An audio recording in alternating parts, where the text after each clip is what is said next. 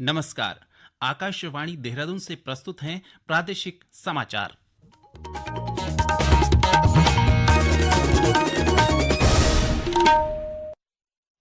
पहले मुख्य समाचार। केंद्रीय गृह मंत्री अमित शाह ने आज नई दिल्ली में सीबीआई की ओर से विकसित भारत पोल पोर्टल का शुभारंभ किया। मुख्यमंत्री पुष्कर सिंह धामी ने आज केंद्रीय खेल मंत्री मनसुख मांडविया से भेंट कर राष्ट्रीय खेलों के आयोजन की तैयारियों पर चर्चा की।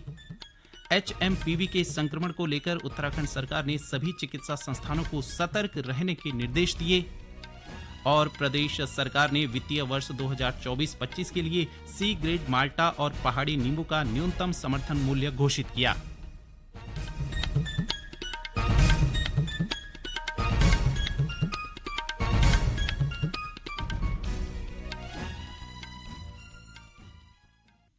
प्रादेशिक समाचार के साथ मैं संजय भंडारी।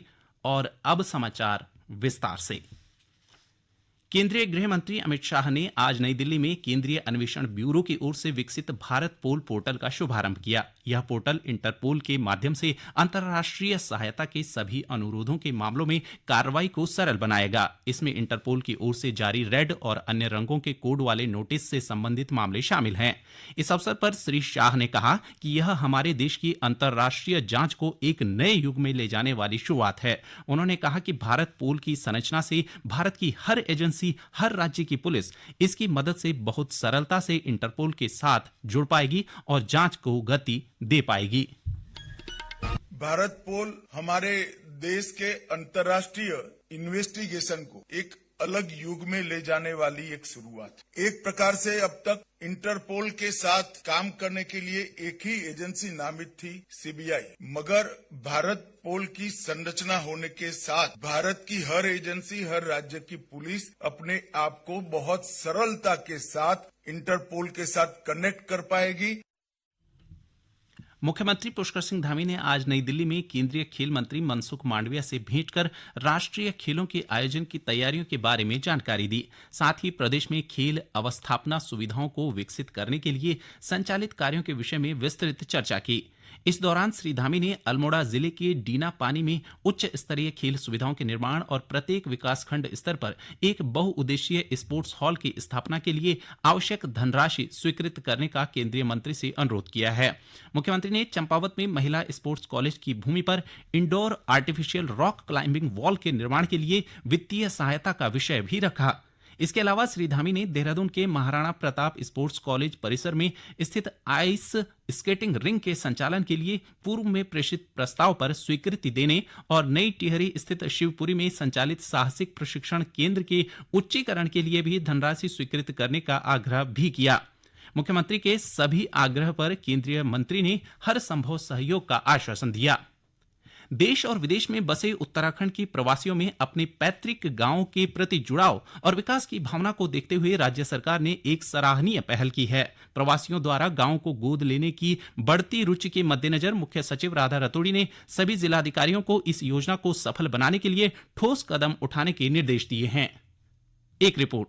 सचिवालय में सभी जिलाधिकारियों के साथ वीडियो कॉन्फ्रेंसिंग के माध्यम से आयोजित बैठक में मुख्य सचिव ने हर जिले में प्रवासियों के साथ समन्वय स्थापित करने और योजनाओं को जमीनी स्तर पर प्रभावी ढंग से लागू करने के लिए एक नोडल अधिकारी नामित करने को कहा। उन्होंने स्पष्ट किया कि प्रवासियों द्वारा गोद लिए गए गांवों में जिस भी क्षेत्र में कार्य करने की इच्छा व्यक्त की जाए उसमें किसी प्रकार की बाध्यता नहीं होनी चाहिए। प्रवासियों को उनकी रुचि के अनुसार सभी आवश्यक सहयोग दिया जाए। मुख्य सचिव ने यह भी निर्देश दिया कि इस कार्य में प्रशासन पूरे सहयोग की भावना से कार्य करे। उन्होंने जिलाधिकारियों को प्रवासियों को तकनीकी सहायता और अन्य आवश्यक सहयोग समय पर उपलब्ध कराने के निर्देश दिए। साथ ही सभी जिलों को अपने प्रवासियों का एक डेटाबेस तैयार करने को कहा। ग्राम प्रधान, स्थानीय निवासी, ग्राम विकास अधिकारी तथा ग्रामीणों को भी इस योजना में जोड़ने का निर्देश दिया गया है ताकि गांवों का विकास सामूहिक प्रयास से हो सके। आकाशवाणी देहरादून के लिए समाचार कक्ष से संतोष थपलियाल।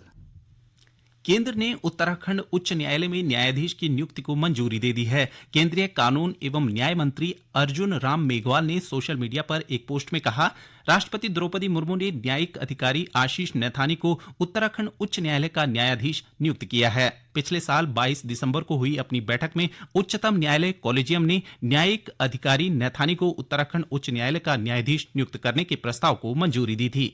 ये समाचार आकाशवाणी के देहरादून केंद्र से प्रसारित किए जा रहे हैं।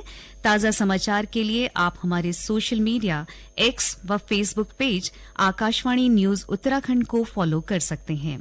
साथ ही ये समाचार हमारे YouTube channel Akashvani news Uttarakhand पर भी उपलब्ध हैं। चीन में ह्यूमन मेटान्यूमो वायरस HMPV के फैलने की चिंताओं और देश में इसके संक्रमण के मामले मिलने के बीच उत्तराखंड स्वास्थ्य विभाग ने परामर्श जारी किया है। स्वास्थ्य विभाग ने सभी चिकित्सा संस्थानों को सतर्क रहने के निर्देश दिए हैं। एक रिपोर्ट। राज्य भर में अस्पतालों और चिकित्सा संस्थानों को किसी भी आपात स्थिति से निपटने के लिए तैयार रहने के निर्देश दिए गए हैं। चिकित्सा संस्थानों को संदिग्ध मामलों के लिए पर्याप्त साधन जैसे N95 मास्क और जांच सामग्री तैयार रखने को कहा गया है। साथ ही मरीजों का डेटा नियमित रूप से एकीकृत स्वास्थ्य सूचना प्लेटफॉर्म IHIP पर दर्ज करने के निर्देश दिए गए हैं। स्वास्थ्य विभाग ने लोगों को संक्रमण के खतरे से बचाने के लिए व्यापक जागरूकता अभियान चलाने की बात कही है। लोगों से अपील की गई है कि वे सतर्क रहें और स्वास्थ्य दिशा निर्देशों का पालन करें। राज्य में ह्यूमन मेटान्यूमो वायरस की अब तक कोई पुष्टि नहीं हुई है। इस बीच स्वास्थ्य विभाग ने लोगों को भीड़भाड़ वाले इलाकों में जाने से बचने की सलाह दी है। साथ ही खांसते और छींकते समय मुंह और नाक को ढकने और साबुन और पानी से हाथ धोने को कहा है। संक्रमण के लक्षण दिखने पर तुरंत डॉक्टर से संपर्क करने की सलाह दी गई है। आकाशवाणी देहरादून के लिए संतोष थपलियाल की रिपोर्ट के साथ समाचार कक्ष से पंकज सनवाल खुलबे। प्रदेश सरकार ने वित्तीय वर्ष 2024-25 के लिए सी ग्रेड माल्टा और पहाड़ी नींबू यानी गलगल का न्यूनतम समर्थन मूल्य घोषित कर दिया है। सी ग्रेड माल्टा का न्यूनतम समर्थन मूल्य 10 रुपए प्रति किलो और पहाड़ी नींबू का न्यूनतम समर्थन मूल्य 7 रुपए प्रति किलो तय किया गया है। इस संबंध में कृषि मंत्री गणेश जोशी ने पत्रावली में अनुमोदन कर दिया है और शीघ्र ही न्यूनतम समर्थन मूल्य घोषित करने का आदेश जारी किया जाएगा। कृषि मंत्री गणेश जोशी ने कहा है कि प्रदेश सरकार किसानों के कल्याण और उनकी आय दोगुनी करने की दिशा में निरंतर कार्य कर रही है। उन्होंने कहा कि राज्य में कृषि और औद्यानिकी का समग्र विकास करते हुए काश्तकारों की आय में गुणात्मक वृद्धि के लिए महत्वपूर्ण जन कल्याणकारी योजनाएं संचालित की गई हैं। प्रदेश में निकाय चुनाव के लिए आगामी 23 जनवरी को होने वाले मतदान की तैयारियां जोरों पर हैं। इसी कड़ी में चमोली जिले की 4 नगर पालिका परिषद और 6 नगर पंचायतों में मतदान को संपन्न कराने के लिए जिला क्रीड़ा मैदान गोपेश्वर से 22 जनवरी को 80 पोलिंग पार्टियों को रवाना किया जाएगा। इस संबंध में जिला निर्वाचन अधिकारी संदीप तिवारी ने आदेश जारी किया है। 23 जनवरी को मतदान की समाप्ति के बाद सभी पोलिंग पार्टियों को उसी दिन मतपेटियों और निर्वाचन सामग्री को राजकीय बालिका इंटर कॉलेज गोपेश्वर में बनाए गए संग्रह केंद्र में जमा करना होगा। केदारनाथ यात्रा में पिछले 2 वर्ष से हेल्थ एटीएम से तीर्थयात्रियों के स्वास्थ्य की जांच की जा रही है, लेकिन क्षमता के अनुसार कुछ जांचें नहीं हो पा रही हैं। गत वर्ष भी यात्रा काल के दौरान कई स्थानों पर इन हेल्थ एटीएम से हीमोग्लोबिन सहित अन्य कुछ जांचों की सही माप नहीं आने की बात सामने आई थी।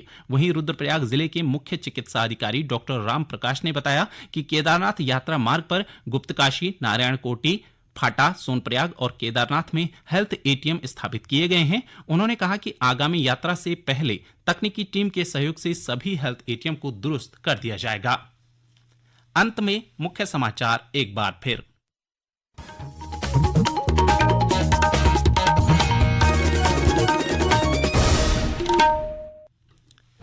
केंद्रीय गृह मंत्री अमित शाह ने आज नई दिल्ली में सीबीआई की ओर से विकसित भारत पोल पोर्टल का शुभारंभ किया। मुख्यमंत्री पुष्कर सिंह धामी ने आज केंद्रीय खेल मंत्री मनसुख मांडविया से भेंट कर राष्ट्रीय खेलों के आयोजन की तैयारियों पर चर्चा की। HMPV के संक्रमण को लेकर उत्तराखंड सरकार ने सभी चिकित्सा संस्थानों को सतर्क रहने के निर्देश दिए और प्रदेश सरकार ने वित्तीय वर्ष 2024-25 के लिए सी ग्रेड माल्टा और पहाड़ी नींबू का न्यूनतम समर्थन मूल्य घोषित किया। इसके साथ ही समाचार का ये बुलेटिन समाप्त हुआ। नमस्कार।